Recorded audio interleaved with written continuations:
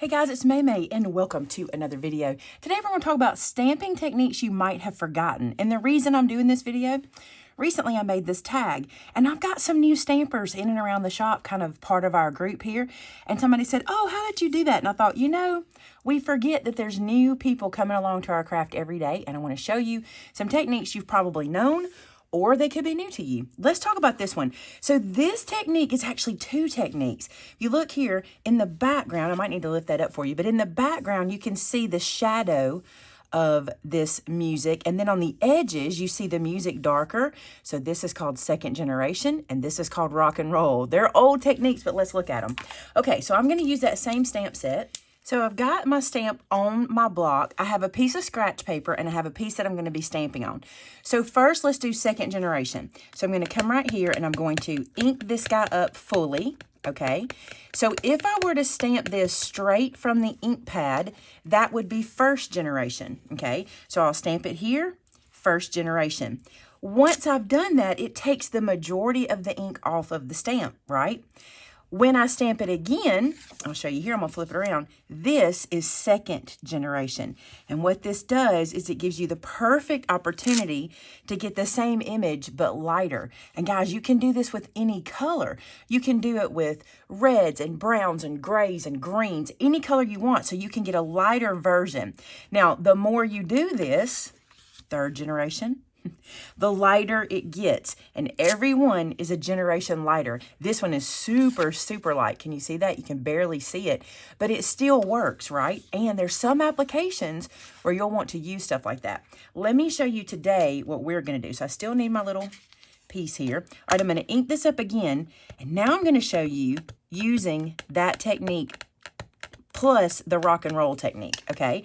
So what I'm going to do is I'm going to stamp this off. So this is first generation, but I don't want first generation. I want second generation, okay? So I've stamped that off. Now what I'm going to do, I'm not going to re-ink the entire thing. Now I'm going to do the rock and roll.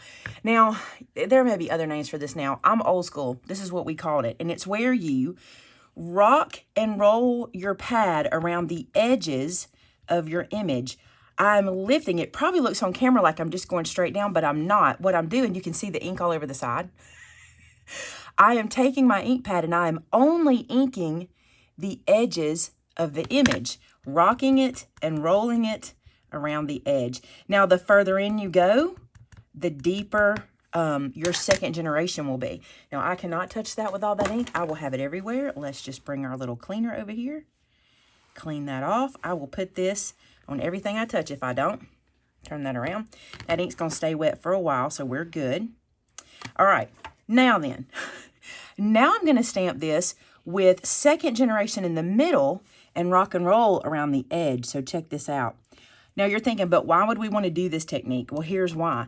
It's like shading. You'll notice in the middle here that I've created light in the center. Now you can go heavier around the edges. I did not. I wanted you to really see what I was doing. Let me bring this up to you guys.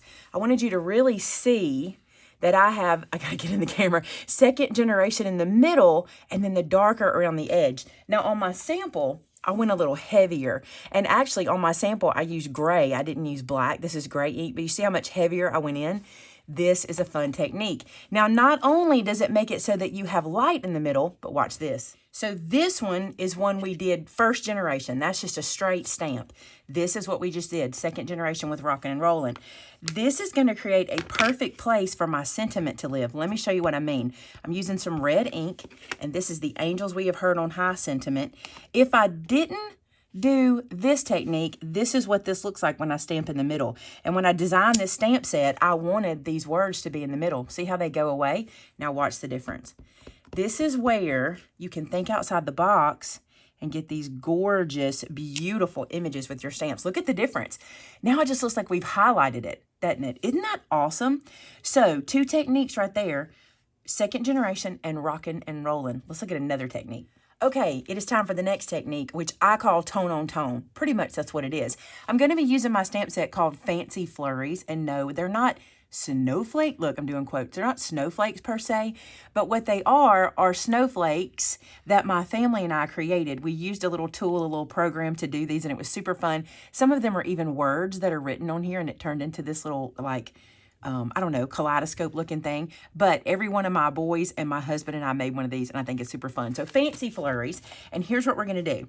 We're going to tone on tone. Now you have a couple ways to do it. One is with Versamark. Now, not necessarily just Versamark, but any watermark or embossing ink. This ink is mostly known for embossing. We usually use it when we want to leave a wet ink behind on our page that we can then pour some embossing powder over. And embossing is a whole separate issue. And if you would like to know more about embossing, I have a video on that. We'll link that for you guys to watch.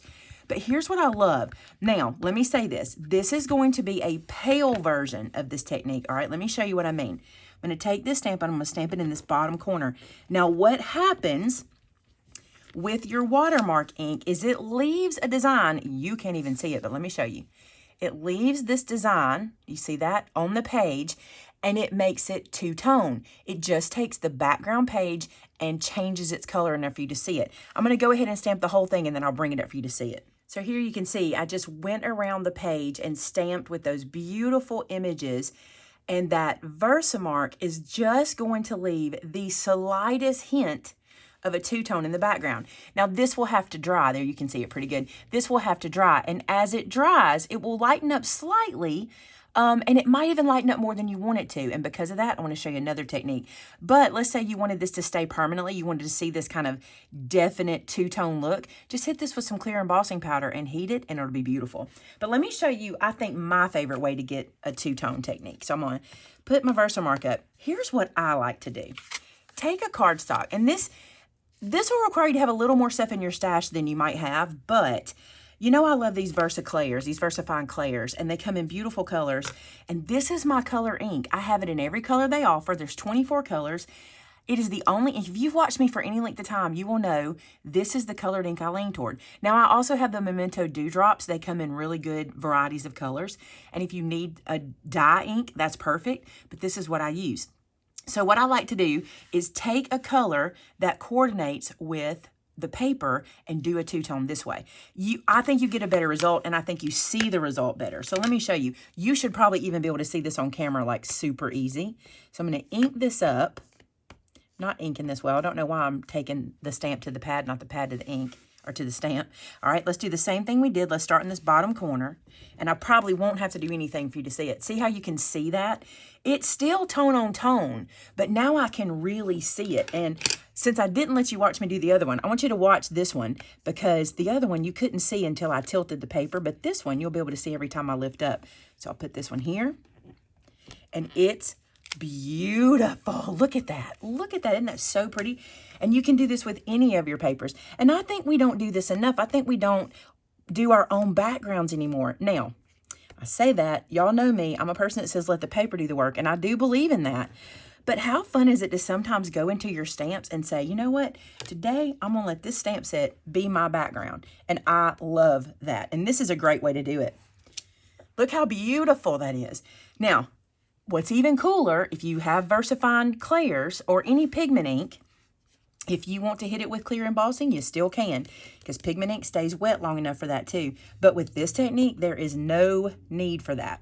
Literally no need. This will dry, it will stay two-toned, it will be rich and beautiful, and you will not lose any of your definition. Isn't that pretty? All right, let's close this guy up so I don't put my arm in it. And let's bring the other one over and compare the two. Okay, see the difference? See how just sitting here looking, I can really, really, really see this pigment ink sitting here. But this one, it's there, but it's very faint. Now, both looks are beautiful. But one thing I would point out is Versamark, to me, does not do the greatest job on fine detail. What I mean by that is if you look at the center of this snowflake, let me get it where you can see it. It's almost a blob. Can you see that? Kind of you can. Let me see if I can get super close. The center almost turns into a blob. The camera doesn't even want to focus on it. But if you look at the one I did with the pigment, same stamp. So this one is this one. Look at the definition. You can see it. It's this one right here.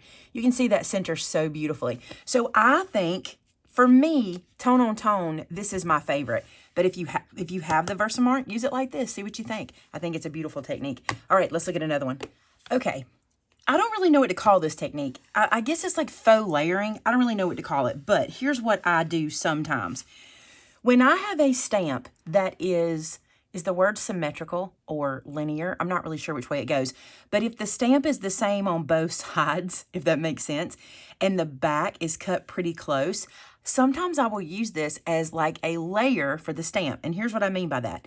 Instead of loading this on your block flat side, I will flip this over and load it the stamp side. And you know I don't like to lay that down on my surface, so I'm just going to do it like this, okay? Load it on the stamp side. So now the flat side is facing up. Can you see that? The flat side is facing up. And I'm going to use a dye ink for this rather than pigment. But the reason is pigment is very, very juicy.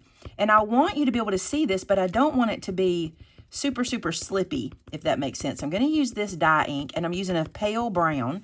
This is, what color? Desert Sand from Memento. And what I'm going to do is flip this over and stamp the shape of the stamp. This is, in the stamp world, it's the bleed or the base of the stamp that we're stamping. And so you see that I've stamped that base. It just looks like a blob, right? All right, go ahead and clean this off. Now, doing this will mean you'll probably have to go wash these with a little warm soap and water. No big deal, okay? No big deal. Then I'm going to pick this up as I usually would, and I'm going to ink it. And we are going to stamp on top of there. And you'll see what I mean by it's kind of like fake layering. We're going to faux layer this stamp. It's really kind of cute. It just kind of colors without coloring. Look, it's cute, right? So like if you wanted this look, I mean, it's cool because it looks like watercolor. You know how watercolor kind of carries off the page? That's what it reminds me of. Let's do it with a little darker color. I don't know if I'll like it as much, but I want to show you two different shades. So same thing, stamp side down on my block. Some stamps don't give you quite enough surface to really stick really well, but once you place it down and you press it with your ink pad, it usually sticks pretty good. So let's do this one a little darker. You could probably second generation this if you wanted to, if you didn't want it to be quite so dark. So I'll place this down. Again, pigment will give me a richer, fuller, darker stamp there, but that works. And now let's stamp her. We'll clean her off. Just like so. And then I'm going to flip her over and stamp her. And this time I'm going to stamp her using my Onyx Black like I did the first little guy. It's just a cool technique. You may find places for this, you may not, but it works for any stamp set that is the same. So an example where it wouldn't work is like here. I know it looks like it's the same, but it's not. This side is different than this side. And because you're flipping the stamp over to get the background, they have to be linear, if that makes sense. So this one wouldn't work because if you flipped him over and stamped him, his head would be on the opposite side. But this works because they are literally the same from one side to the other. So anytime you have that, you can do this kind of thing. It's great with florals. It's great with leaves. It's great with shapes. It's really good if you have kind of some grungy textures. It's really cool to kind of use this technique in different places. So try that one out and see what you think. Now for this technique, I'm going to put you over a little white piece of paper so you can see it. And I'm going to be using these colors, which might seem weird, but check this out. Some people call this ombre, but I don't call it ombre because I believe that ombre is shades of the same color. This won't be shades of the same color. You might have seen a video we did during the Dashing Through the Stamp series. I'll link that in the top for you guys to see that series. It's a great series where Taylor did something like this, where she used different colors on one stamp. And what I'm doing is using this little dewdrop. These are fantastic. These in little 1-inch cubes are great for this technique. And all I'm going to do is put a little bit of ink beside each color, overlapping them slightly. And don't worry too much. Everybody kind of worries about contaminating their ink pad. It's not bad, and you're only going to get it on the little edge, and it's not going to really mess anything up. But what I'm doing is just multiple colors on one stamp. Now, there's lots of ways to do this. This is not the only way. You can do this with markers, things like that. But I think this is kind of cool and a cool way to use up all your little ink pads. And the finished result is gorgeous. Matter of fact, when Taylor did it in her video, so many of you were like, Taylor, that's so cool how you did that. So I wanted to show you this. Now, if you want it to be ombre, just use shades of the same color. You know, this one again won't be ombre. It will be multiple colors. And look at that. Isn't that cool? Now, I know on camera it's kind of blowing out because of the white cardstock, But this is how you would get that multi-tone look. And I want you to notice something. The yellow, anywhere you see yellow is light. So if you wanted the top to be the brightest part, maybe you wanted Oh Holy Night to be bright, you might want to start at the top and work your way down and do yellow at the top. So anywhere you're using yellow, that's where you're going to see light. But isn't that a cool technique? I think it's really neat. And to me, it's super cool to take your pattern paper and match inks to your pattern papers and then use them for your sentiments and things like that. I want to show you this technique on a bigger image. Actually, why don't we mix some techniques? Let's do that. So for this one, let's mix some techniques. I'm going to turn this paper this way so we can see what we're doing. Here's the other cool thing about mixing your techniques. You don't necessarily waste anything. Let me show you what I mean. I'm going to ink this up in red, and I'm using my Clair. What color is this one? Let me tell you for sure. Glamorous. This is Glamorous, so I'm going to use Glamorous Red. I'm going to ink it up really well. And by the way, if you were to ever ask me what my single most favorite stamp set from my collection is, not set, but actual stamp, this stamp is my absolute favorite. And I got to show y'all something I just learned. Watch this. If you take your press, this is my Fiskars press, right? And you take your impressables, they fit. And you can just press it like so. And that is amazing, because worse than my Misty is me pressing this guy. I don't know why. My fingers just don't like to press him. Look how beautiful that stamp is. So pretty. All right. We first generationed it. We're going to mix colors and we're going to rock and roll. So we're taking a couple techniques, all right? So we're going to mix colors. We're going to come in here with some green. And I'm going to go a little heavy with the green, but I'm rocking it and rolling it around the edges. So just like so. This is kind of cool. And you can look and see how much you want. You know, you can kind of pay attention and see that. All right, now I'm going to place this one down. And I'm going to take my impressible again, and I'm going to press it. You can totally do this in your Misty. I just had this out, so we were going to use it. See what we get. Look how pretty that is. It just changes it. Now, I know on camera, everything is blown out on camera, but in person, this one just looks kind of light in the middle, kind of airy. It looks like a party. And the more colors you do, the more you play. It's so pretty. So play around with the techniques I showed you today. Mix them up. Learn your favorites. Also, tell me in the comments below what techniques you're loving so I can try them. And what I'll do is I'll do a trying your techniques video and see what I think. I would love to see, especially stamping techniques, because I think there's so many out there that we either have forgotten about or we just don't use anymore, but they're beautiful. Let's bring our samples back over.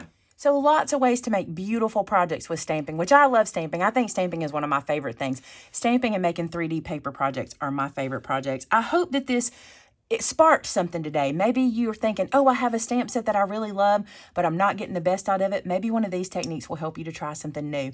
If you do, you know I want to see it over on my customer gallery. Head to our customer gallery at maymaymadeit.com. Now, here's what's cool about the customer gallery. If you have products that we carry in our store and you're needing inspiration, that's literally what this whole gallery is for. That gallery is over 2,000 projects straight with things you probably own from our store. So go check it out.